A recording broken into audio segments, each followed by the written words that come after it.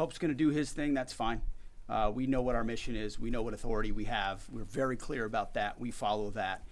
The orders of the president. We've got lawyers all over the place looking at what we're doing and why we're doing it and giving us every authority necessary under the Constitution and under our laws to execute it. So we feel very confident across the spectrum about what we're doing and why we're doing and the legal justification that we're following in order to do it. You mentioned the Marines at Abbey Gate.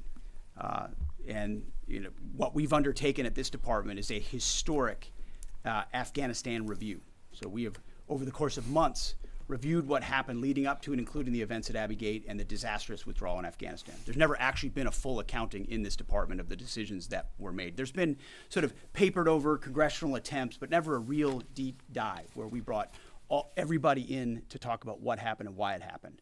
That has happened. That review will come later this summer, and I think you'll find it to be probably the most comprehensive review this department has ever done about a single series of events. And it's because the cascading effect of what Joe Biden did in abandoning that mission the way that he did and that disastrous withdrawal had ripple effects for our military, for our country, and for the world. That's why reestablishing deterrence is one of the core pillars of what we've been doing at the War Department, is because the world looked at that disaster and made choices. Vladimir Putin made choices. Hamas made choices and saw that America wouldn't do anything about it. Houthis shot at ships. They made choices because Joe Biden and his administration were seen as feckless and weak. And that withdrawal was a part of what the world saw, people hanging to planes as we fled. That deserves a full accounting, which is exactly what we're doing. Sean Parnell, our chief spokesman, one of my senior advisors, has been leading that effort, getting to the bottom of it. And one of the revelations was that those Marines at Abbey Gate who showed courage, who were out there exposed, knew there was a threat, nebulous mission, the only gate that's open, did not receive the kind of proper recognition they should have for their heroism. So one of the early results of this Afghan review is to ensure they get the due recognition and award they deserve for the heroism and courage they showed at that gate. Despite the bad decisions of this building and that administration, those Marines acted heroically, and we're going to recognize them for that. Sherry, thank you. Yeah, right here. Thank you. Michael Casey with O'Keefe Media Group. Earlier this week, James O'Keefe published a story on Department of Army Nuclear Chief Andrew Hugg, who revealed top secret national security information to a stranger he met on a dating app. Will you defer Mr. Hugg for termination and prosecution? Yeah, he won't work here anymore. And given the revelations, It's an easy one. Will any changes be made to the current anti-espionage training for all Department of War employees now, given this?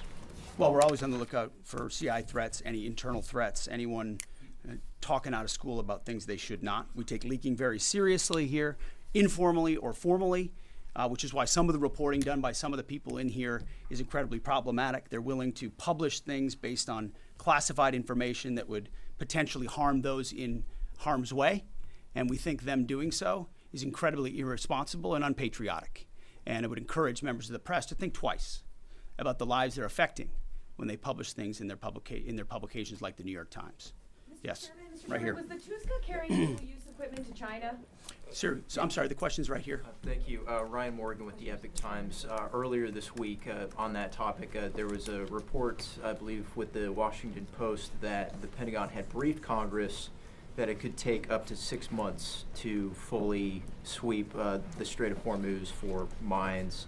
I was wondering if you could comment a little bit more on the specifics of the timeline, the range of time that it could take, and then just a general idea of how many mines have been placed. We would not speculate on a timeline. I saw that report. It was based on, again, another leak from a closed-door session, which was supposed to be classified, and apparently, allegedly, that was something that was said about we feel confident in our ability in the correct period of time to clear any mines that we identify, and would encourage other countries to be a part of such an effort as well. But we're tracking that very closely. Mr. Chairman, do you want to add anything to that? No, sir. I think you covered it. Right here, new members of our press corps here. Jacob Wasserman with TMZ DC. We have two questions. I'm going to ask the first. My colleague will ask the second. You know, I've heard you talk a lot about bombing. We'll see. Sorry? We'll see. Okay. I've heard you talk a lot about bombing people and places. And when you give these orders to carry out this extreme level of violence, What's going through your mind and your body? Do you have like an adrenaline rush? Are you scared? Do you feel like you're on a power trip? Just walk us through and paint us a picture of what it feels like mentally and physically. It's a very TMZ question. My only thought process is to ensure that our warfighters have everything they need to be successful, defeat and destroy the enemy, and they come home. I want them to feel empowered, to have every authority they need within our rules and within our law to bring maximum violence to the enemy.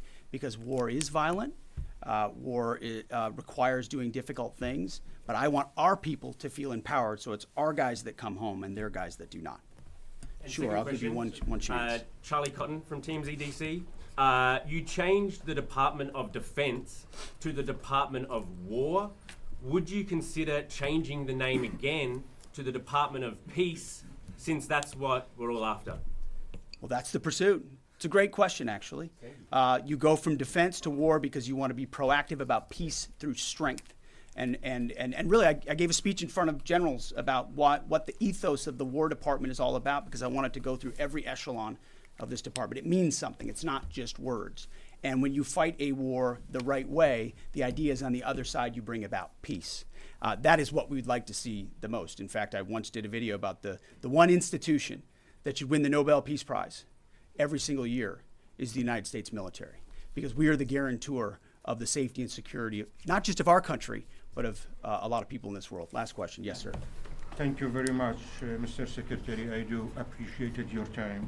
Since February 28, 725 drones and missiles have hit the Kurdistan region as your loyal ally, killing 22 people and injuring 100 others.